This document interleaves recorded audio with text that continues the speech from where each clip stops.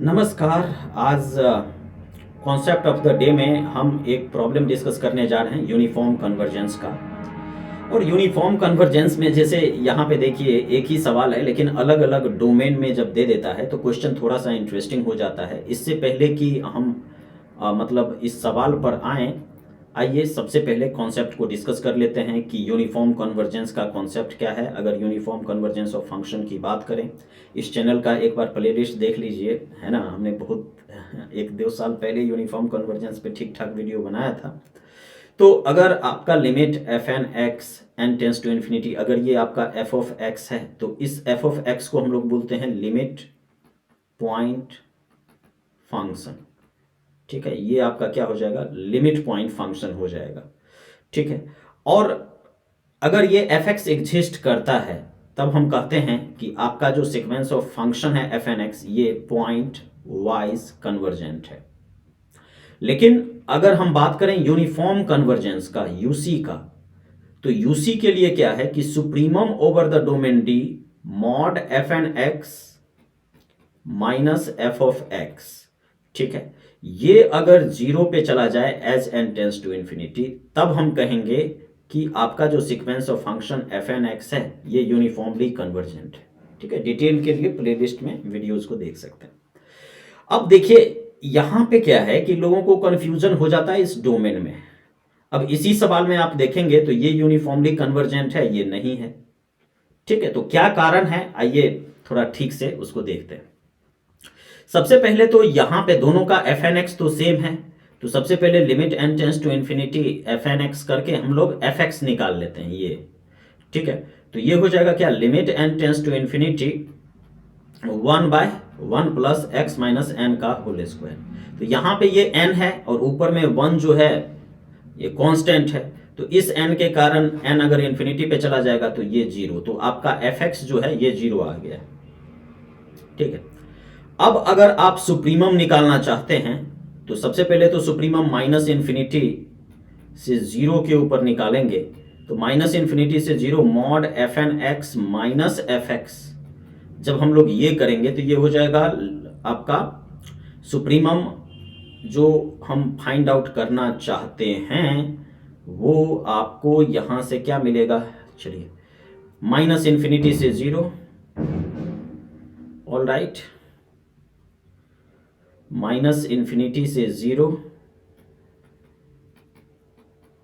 Okay, f n x क्या है यहाँ पे 1/1 प्लस एक्स माइनस एन का होल स्क्वायर, और एफ एक्स तो जीरो ही है। अब देखिए माइनस इन्फिनिटी से जीरो ये चीजें हैं। ठीक है, माइनस इन्फिनिटी से जीरो पे आपने सुप्रीमम लेना है। तो अगर मान लीजिए कि आप x इज इक्वल टू क्या ले लेते हैं, अगर आप x is equal to n भी ले लेते हैं यहां पे तो भी, और सुप्रीमम निकालना है तो limit n tends to infinity supremum के लिए ये हो जाएगा 1/1 प्लस, अगर माइनस एन भी ले लेते हैं तो माइनस एन का होल स्क्वायर, तो भी ये जीरो हो जाएगा। अब आप कहोगे कि माइनस एन क्यों ले रहे हो, तो देखिए माइनस इन्फिनिटी से ये माइनस इन्फिनिटी यानी कि इस नेगेटिव डायरेक्शन से जीरो तक आपका काम है, जीरो भी शामिल नहीं है, इस तरीके का चीज।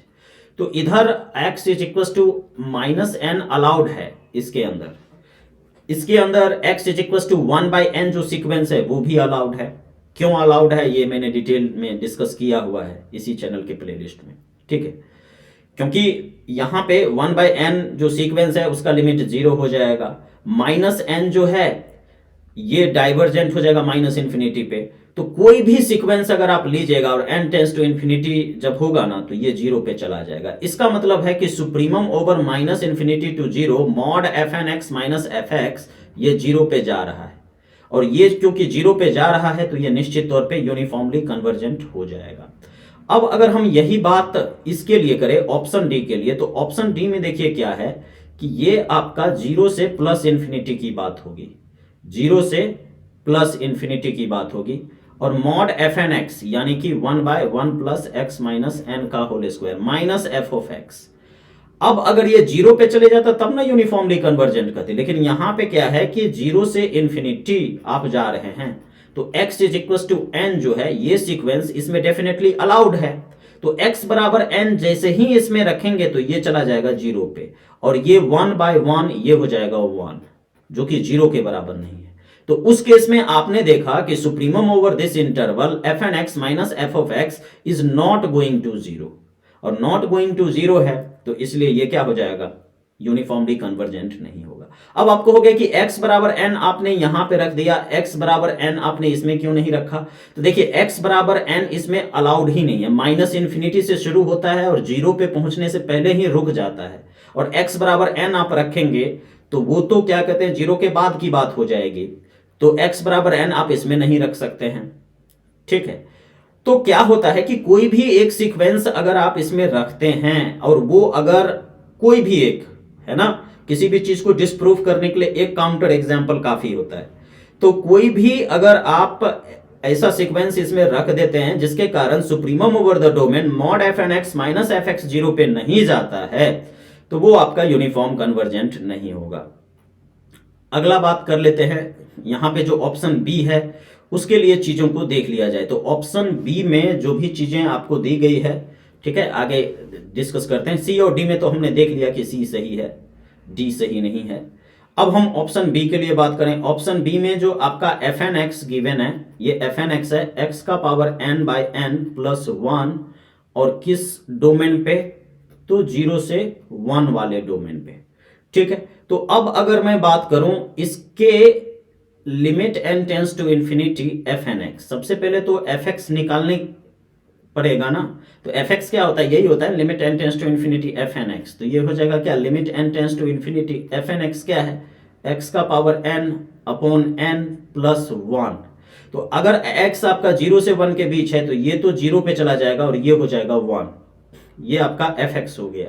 अब अगर हम सुप्रीमम की बात कर लें, ठीक है, अब अगर हम सुप्रीमम की बात करें, सुप्रीमम ओवर द डोमेन 0 से 1, ठीक है, मॉड एफ एन एक्स, तो ये हो जाएगा x का power n by n plus 1 minus f x जो कि है 1। ठीक है, तो 1 से 1 कैंसिल हो जाएगा, और अब 0 से 1 के बीच आप देख लीजिए इसका सुप्रीमम निकालना है। तो सुप्रीमम निकालने के लिए क्या करेंगे, limit n tends to infinity x का पावर n बाई n। ठीक है, तो 0 से 1 के बीच अगर हम यहाँ पे देखें तो ये भी क्या हो जाएगा 0, तो ये कहाँ चला जाएगा 0 as n tends to infinity. तो इसीलिए B जो है ये भी यूनिफॉर्मली कन्वर्जेंट हो जाएगा। ठीक है, इसीलिए आपका B भी यूनिफॉर्मली कन्वर्जेंट हो जाएगा। अब चलिए A को देख लेते हैं, A का क्या चक्कर है। A में क्या है कि आपका जो फंक्शन है वो है f n x is equal to sine to the power n x on 0 to π/2। ठीक है, π/2 आपका शामिल नहीं है। तो सबसे पहले जब आप एफ एक्स निकालेंगे, ठीक है, फर्स्ट ऑफ ऑल जब आप यहां पे एफ एक्स निकालेंगे तो ये क्या हो जाएगा, limit n tends to infinity f n x. All right, तो ये हो जाएगा limit n tends to infinity f n x क्या है यहाँ पे, साइन एन एक्स।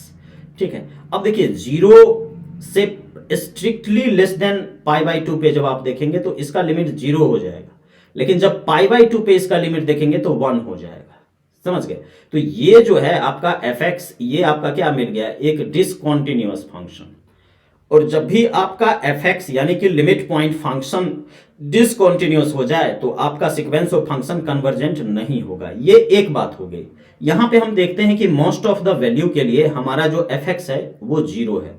दूसरे तरीके से भी आप इसको जस्टिफाई कर सकते हैं। आप सुप्रीमम ले लीजिए 0 से π/2 के बीच, ठीक है, मॉड एफ एन एक्स यानी कि साइन एन एक्स, ठीक है, minus most of the value के लिए ये 0 है तो आप यहां पे 0 ले लें। और उसके बाद देखिए 0 से π/2 साइन का अगर आप ग्राफ देखेंगे तो 0 से π/2 ये इंक्रीजिंग ग्राफ है। ठीक है, दूसरा जो जस्टिफिकेशन है वो मैं देने की कोशिश कर रहा हूं। यहां पे ये 0 शामिल है, π/2 शामिल नहीं है, लेकिन हम ये जानते हैं कि π/2 पे ये 1 हो जाता है। ठीक है, तो ये चीजें हैं। अब यहां पे अगर आप 0 से π/2 देखेंगे तो π/2 पे जो है लिमिट का वैल्यू क्या हो जाएगा, 1 हो जाएगा। और उसके बाद पावर में n आप इंफिनिटी पे भी चले जाएं तो भी ये आपको 1 देगा, 0 नहीं देगा। ठीक है, तो इसीलिए ये भी जो है यूनिफॉर्मली कन्वर्जेंट नहीं है। ठीक है, तो इसीलिए अगर हम यूनिफॉर्म कन्वर्जेंस की बात करेंगे तो इसका जो आंसर है ये बी और सी हो जाएगा। एनबीएचएम पीएचडी का पूछा हुआ क्वेश्चन है, और एनबीएचएम पीएचडी में जो क्वेश्चन पूछे गए होते हैं वो कई बार सीएसआई और नेट में एज इट इज आ जाते हैं, मतलब ऑप्शंस को थोड़ा इधर उधर करके। ठीक है, कॉम्प्लेक्स इंटीग्रेशन जो है कल हम लोग शुरू करेंगे मंडे को। ठीक है, और कोशिश करेंगे कि अपना 100% दे।